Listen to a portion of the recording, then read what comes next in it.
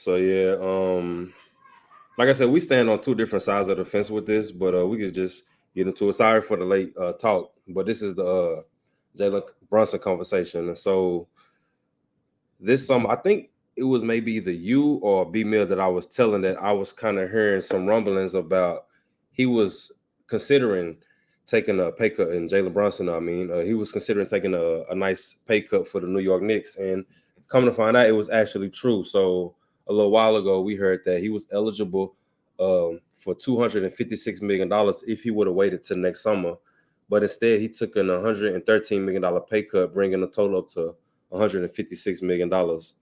So, give me your initial thoughts and reaction when you first heard the news.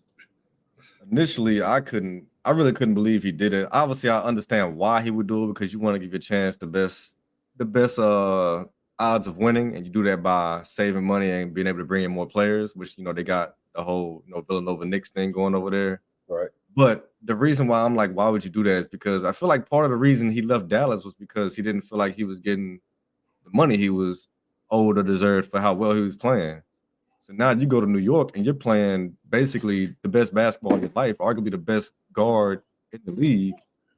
And now you take $113 million pay cut. That to me is just insane. Like, I feel like, man, and you're coming off an injury as well. Like, you should be trying to maximize that money, especially being like in your late 20s, going into probably your last large contract. You're really gonna sign like max contract.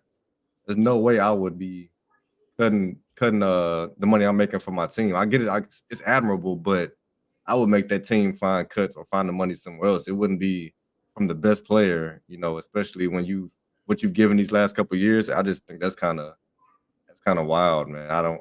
That's a lot of money. That's nothing to sneeze at. Like, that's a crazy amount of money to be given up off the chances of possibly winning the championship. Like, I can understand taking a little bit off the top, you know what I mean? But you pretty much just said, yo, that's half. Like, that to me is insane. So like I said, it's admirable from like a teammate standpoint, but I don't know, man. I don't think it was a smart decision. Uh, what I will say, even though I do like that he took a pay cut, what I will say though, $113 million, like you said, is nothing to sneeze at. And I don't know. It's kind of like what Carmelo Anthony said.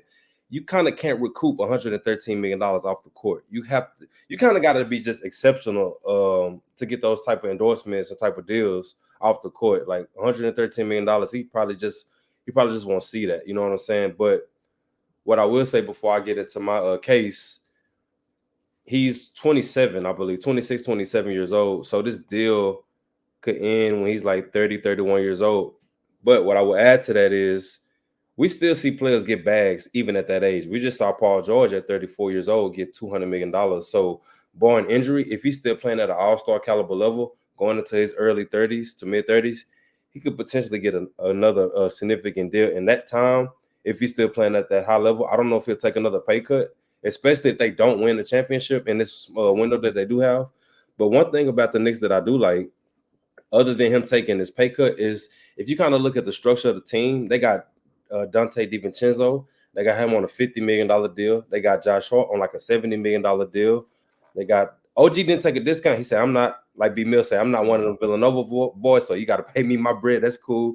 But with Julius Randle, I don't know what avenue he'll take because I know he's extension eligible too. I know with Jalen Brunson taking this massive discount, I don't know if it puts pressure on Julius Randle to kind of do the same. Maybe he wants his money. Maybe he'll go seek it somewhere else. I also know Mikal Bridges is eligible for an extension as well, but I don't know how much money he'll really command. I don't think he'll get more than what Jalen got, especially since Jalen Brunson has kind of like catapulted into like superstar, all-star like caliber of a player. Yeah. This move, I feel like it was to keep them competitive with your team, the Boston Celtics. I feel like they was kind of try to like match that window. Let's be competitive as long as we know we're going to have to deal with them. And I feel like with the collective bargaining agreement getting ready to take place, this deal doesn't really handicap them for the future. I feel like they have a lot of flexibility down the stretch as far as like whatever else they need to get done if they have to pivot. We did see them lose Isaiah Hartenstein. You can't expect everybody to take a discount. Like I said, they could offer him like $70 million. He got like 80, close to 100 from the Oklahoma City Thunder. That's kind of what Knicks fans was kind of worried about, them losing him to the Thunder, and that's kind of what happened. But you got to bring up Mitchell Robinson. Hopefully, he'll start the season off pretty healthy. Yeah. I like what the Knicks did, man. It's just continuing that continuity, and we'll see what this Villanova thing really looks like. But I know a lot of his peers. I don't know how they looked at it. I know from the outside looking in, $113 million is it's kind of crazy on the surface. It is kind of crazy because, like I said, you can't make that back. Yeah, and then like also if you look at it from like just a business standpoint, like we've seen in the league how teams will be in good standing with their front office, and then something changes, and then the front office just kind of cast them off, and it's like there was no relationship. So unless you like a Steph Curry or a player like that who has the cachet and like the team is willing to do whatever they can for you, does Jalen Brunson believe the Knicks will do that for him? Say he gets hurt again, and he's going to this will be what his third or fourth season with them.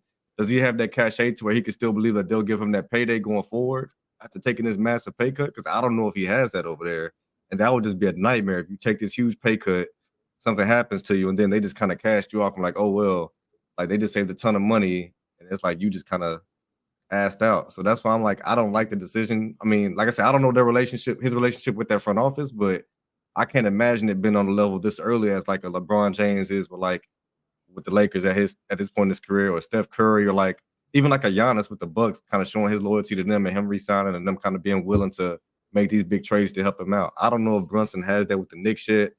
And I think the Knicks front office has been in question for a long time with a lot of bad decisions and James Dolan and just all that, all the talk with him. So I don't know. I wouldn't trust that front office. I wouldn't have took that pay cut. So I guess the future will show us what happens. But I mean, more power to them. Hopefully they get the ring out of it because that's a huge sacrifice to make. I like what Leon Rose and like World Wide West. Like I like what they're doing. I feel like this is the most competent I've seen the New York Knicks in a very, very long time. If not all of my like adulthood of being like real knowledgeable of the game. Let me ask you this. Let's try this approach. When they got him from the Mavericks, or when I'm not gonna say tampered. I know a lot of people make associate, you know what I'm saying, but like when he went from the Mavericks to the Knicks, they gave him $100 million. At the time, people were kind of like, "Whoa, like he got 100." You know what I'm saying? I'm pretty sure like they thought his market was like a little lesser than that.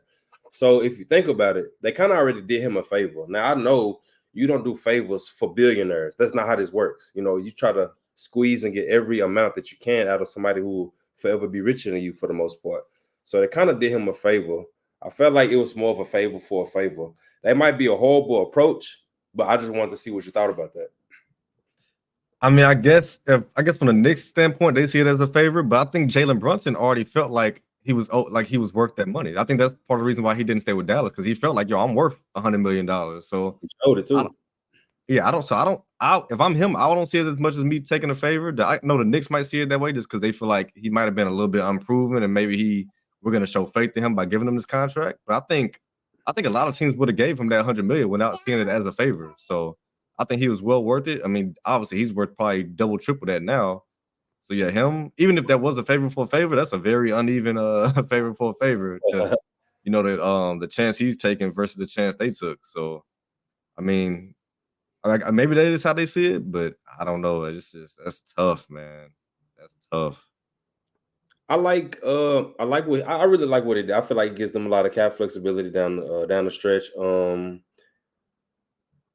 What I will say is this definitely gives them like because all of those dudes went to school together, they kind of around the same age group. So like I think Josh Hart is like a year or two older than the rest of those guys. So I'm thinking like they in the ages of 27 to 29. Mhm. So I'm thinking that's a good 3-4 year window. Maybe Jalen will be looking for an extension after year three, which is kind of normal. I don't know what if they don't win in the next 2-3 years. Maybe it's like, well, I gave y'all the discount. It's time for me to get that bag now before I get up out of here. So you never know. Yeah. But I kind of I like what they did though.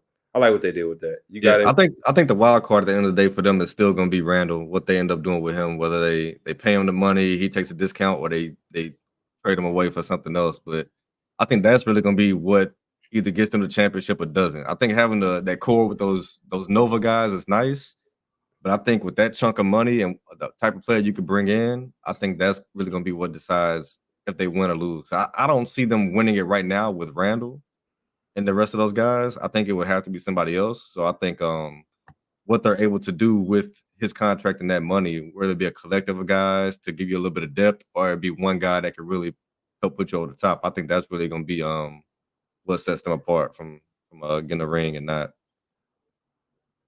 Mm. You got any closing sentiments? I mean, at the end of the day, you gotta commend them for being able to like take a chance and forego all that money because, like I said, that's life changing money that you can't make back off the court, like you said. So you gotta commend him. If it works out and he's able to re up and get another contract, then it's like looks like the smartest decision in the world. But obviously that's to be seen. But can't be mad at it. It's his decision, his money. He took a chance on it. So hey, I hope it works. Well, I don't hope they get the ring, but I hope he's happy and is able to live with the decision at the end of the day. Is what I'll say. Do you know what his contract projection is? Or we haven't heard, or we haven't really heard those numbers, right? You mean like as far as the breakdown for the next couple of years? Well, like Julius Randle, like, do you know like what he could get offered potentially from the Knicks?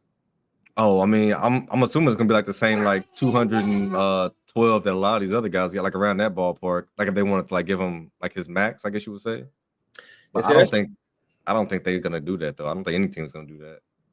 that's another thing. Like two players with 200 million. Like you see it already with the Timberwolves. Rudy Gobert was already on a $200 million deal, and they gave Cat one.